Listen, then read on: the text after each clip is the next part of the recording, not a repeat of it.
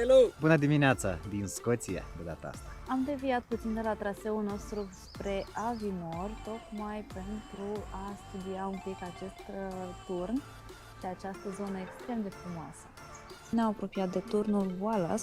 Este un monument național care are 67 de metri și se află în localitatea Stirling, în Scoția. Turnul a fost ridicat în 1869 în cinstea eroului național William Wallace.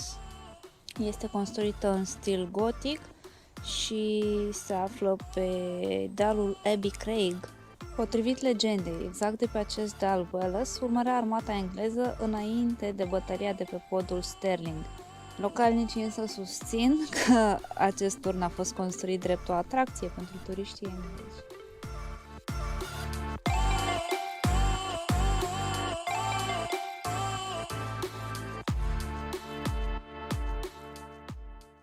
Pompile alea vechi, prieten. Vezi? Deci că din hârtie alea, nu-i digital. Am oprit să alimentăm pentru că până acum de unde am mai mers am văzut că sunt foarte rare benzinăriile. Ne îndreptăm acum spre Parcul Național Cairngorms și nu știu dacă o să găsesc acolo combustibil sau stații pe acolo și am decis să ne asigurăm de acum. Am găsit și o benzinărie cu preț foarte ok, adică e 1,70 lira, iar până acum peste tot când am trecut era 1,99, adică aproape 2 lira.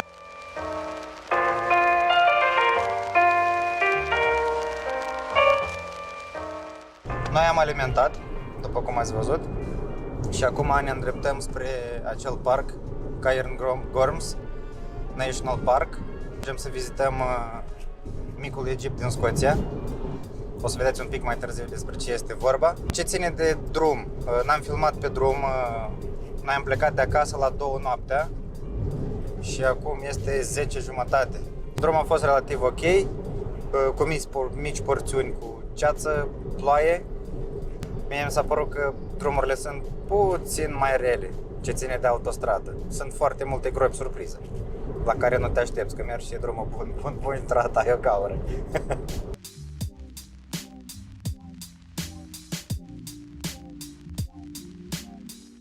Zăpadă! Peisaje cu zăpadă încă o să urmeze. Iar după ce o să ajungem în parc și o să vizităm micul Egipt, după cum v-am zis, o să ne îndreptăm spre cazare. De ce nu mergem acum la cazare? Pentru că check-in-ul se face la ora 4 seara și e un pic peste mână. Noi de-aia am decis să plecăm dimineața de vreme, ca să ajungem aici să apucăm să mai și vedem ceva, să nu mergem direct de pe drum la cazare. Ar fi păcat să pierdem și mai ales că este o zi atât de frumoasă. Momentan sunt doar eu cu Doina și mai am portbagaj.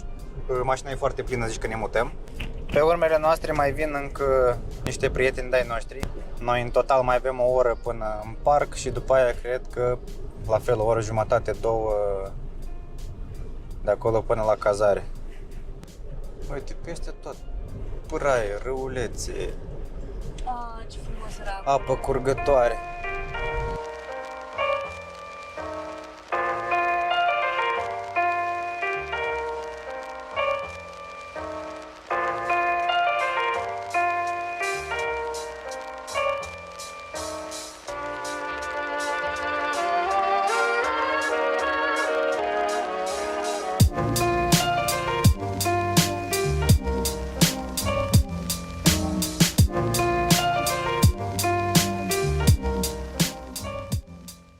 Scoția uimește, chiar uimește, peisajele sunt foarte schimbătoare.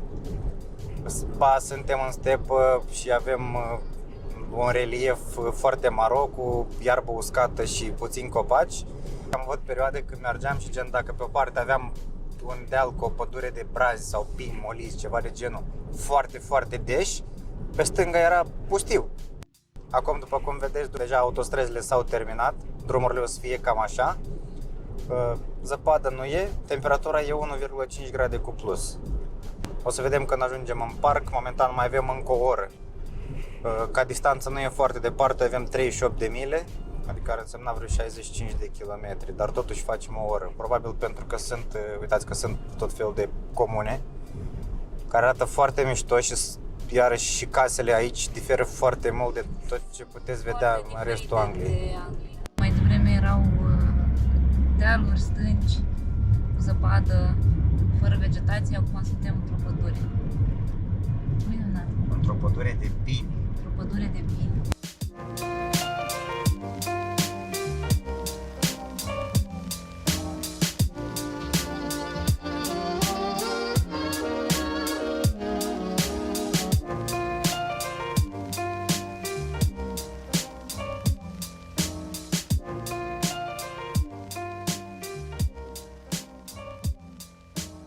Cum poți să descoperi un loc atât de frumos în nicăieri? Deci aici este intrarea în Balmoral Castle. Acesta este castelul în care a decedat regina Elizaveta. Momentan nu putem intra, este închis pentru public, dar uitați cum lumea lasă florile în gard. Deci noi am parcat mașina la Balmoral Castle în parcare. Am încercat să urcăm cât mai aproape, însă nu avem unde parca acolo. Și acum trebuie să o dăm la pas. Cu mașina am coborât cam 3 minute. Pe jos încă nu știm cât o să ne ia, dar o să vă ținem la curent. O să vă anunțăm când ajungem sus la piramidă. În jur de 10-13 minute scrie pe net. 10-13 minute scrie pe net. Noi, fiindcă o să mergem poate mai încet, mai avem o curioasă cu noi, care vrea să miroase orice și s-ar putea să ne ia puțin mai mult timp. Dar o să fie interesant. Iar aici avem un câmp de golf, lângă Balmoral Castle. Probabil familia regală joacă golf când vin aici. Alta chestie este că nu avem un trotuar. Și când vine o mașină trebuie să ne ferim. Așa că dacă o să ajungeți pe aici copiii, să aveți mare grijă de ei. Avem un mic update. Avem așa inscripții pe aici. Atenție că e curse de golf. Și avem acel câmp care l-am văzut recent în spate. Dar de ce ne atenționează ei? Pentru că câmpul de golf e undeva și acolo. Și probabil se joacă pe ambele câmpuri. Și există șansele să fii lovit de vreo minge de golf. Și probabil că și pe această bancuță cândva a stat cineva din membrii familiei regale. Pentru că acesta ce se vede aici, acum e cam puțin apă. Dar este un câmp de curling. Și dacă vă întrebați cum ne-am dat seama că se joacă curling aici, vă arăt imediat. Aici pe o foaie printată, asta scrie și atenționează turiștii care trec pe aici prin zonă să nu arunce sticle, bețe sau alt fel de deșeuri sau gunoi pe câmpul lor de joacă.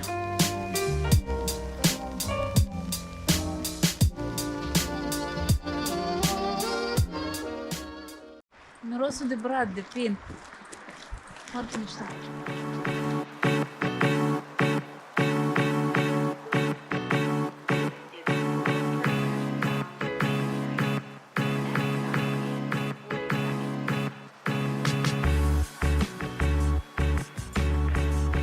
Teoretic de aici începe traseul de urcare spre piramida Prințului Albert. Destul de noroios, aș putea să spun. Și iar că am trebuit să avem grijă la picioare pentru că sunt pietre. Foarte impresionantă această pădure. Are niște culori excepționale, având în vedere că e luna ianuarie. Este greuț la deal un pic, dar deja am întâlnit prima piesă de artă. O să vă povestim mai în amănunt un pic mai târziu. Tot ce pot să vă zic acum este că pe teritoriul UK-ului, Angliei, dar în special pe teritoriul Scoției, sunt mai multe cairns, le zic ei, ceea ce în traducere ar veni morman de pietre. Și acum am întâlnit de fapt în calea noastră unul dintre aceste mormane.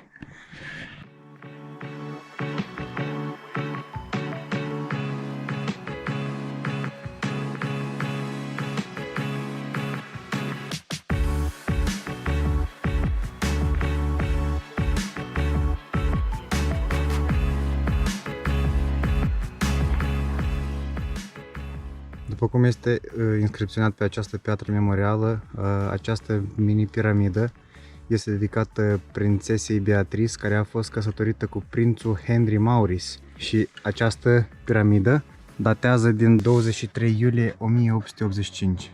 Deci este o adevărată piesă istorică. Se mai spune că foarte multe dintre aceste piramide care se află în Anglia și au fost construite de către regina Victoria, nu au scopul de a comemora doar decese, ci și niște evenimente fericite din viața copiilor prințesei sau Da, de obicei, reginei nunțile am văzut că scrie pe net nunțile copiilor ei, da.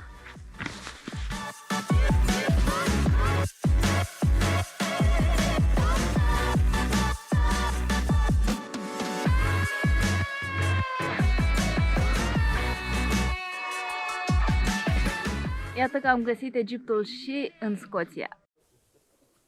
Deci uitați-vă cât de genial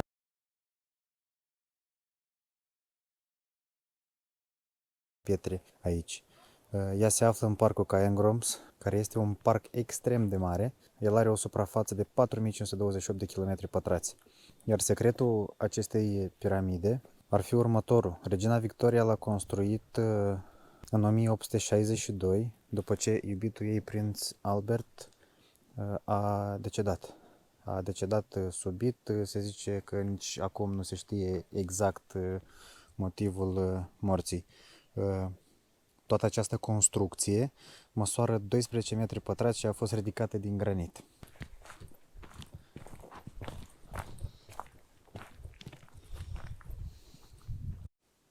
Sper că și vouă aceste imagini vă aduc un moment de pace.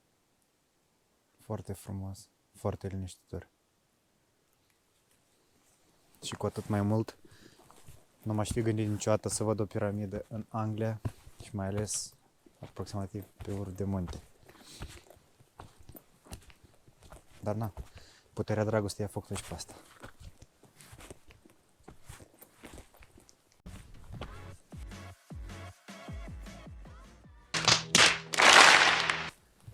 Cum e? Impresionant. Să vezi o piramidă în Scoția e...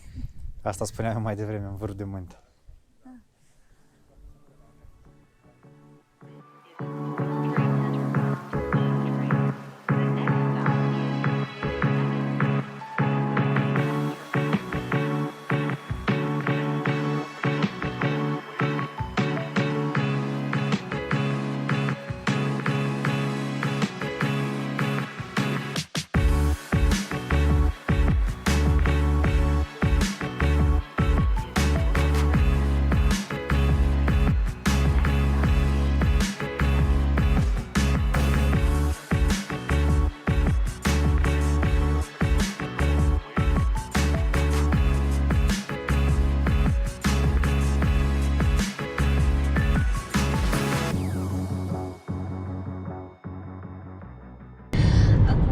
Mergem spre cazare, de la piramidă avem în jur de o oră și vreau să spunem că peisajele în continuare ne uimesc. Sunt niște platouri excepționale cu licheni, cu zăpadă, după aia vezi păduri și tot așa mai departe. E o altă planetă. De dimineață când se făcea ziua, Scoția ne-a întristat un pic pentru că am plecat de acasă la 2 noaptea cu cer senin și am zis că o să fie ok, o să avem soare și în momentul când pe măsură ce ne apropiam de Scoția, se înnora, am prins ploaie cu ceață și nu se vedea nimic, dar totuși s-a luminat de zi mai bine, a răsărit și soarele, norii s-au retras, este un cer foarte senin. Frumos timp. Ne-a oprit și poliția când am intrat în Scoția, ne-a luat random așa pe autostradă, dar ne-au avertizat din start că nu am comis nimic, este un control de rutină, au cerut permisul, ne-au verificat în bază de date. Na, un scurt dialog și o întrebare gen unde mergem. Foarte drăguț de altfel. Da, chiar drăguți polițiștii și au venit ofițerii, au coborât ambii, că erau 2. Și bine, un pic insistență, așa că au băgat nasul un pic în mașină, nu știu ce au vrut să simtă, dar ne-au invadat un pic spațiu. Și imediat după ce ne-am despărțit de ofițerii de poliție, am oprit și noi la un Mac să luăm o cafea și un sandwich. Și o altă chestie ciudată care n-am mai văzut-o, nu știu, lăsați voi în comentarii dacă ați mai întâlnit așa ceva. Am dat comandă la aparat gen ca să achit cu cardul, și în momentul când am dat să finalizez comanda, m-a întrebat dacă vreau pungă. Și când am zis da, pentru că am ales takeaway, a costat 10 pi. Și a fost de hârtie, punga de hârtie Da. de la Mac. punga de hârtie în care toți ne luăm mâncarea. A fost o chestie ciudată pentru că n-am mai văzut-o nicăieri până acum. Și probabil că din aceste stânci se extrage piatra din care sunt construite toate aceste localități cochete, drăguțe, cu căsuțile astea mici. Deci nu știu, dar surprize foarte multe în această zonă a Scoției. Noi acum teoretic mergem prin inima parcului național Cairngorms și te lasă fără cuvinte. Te lasă fără cuvinte. Pe panoul informativ de jos nu am găsit prea multă informație, dar undeva de aici pornește un traseu pentru bicicliști.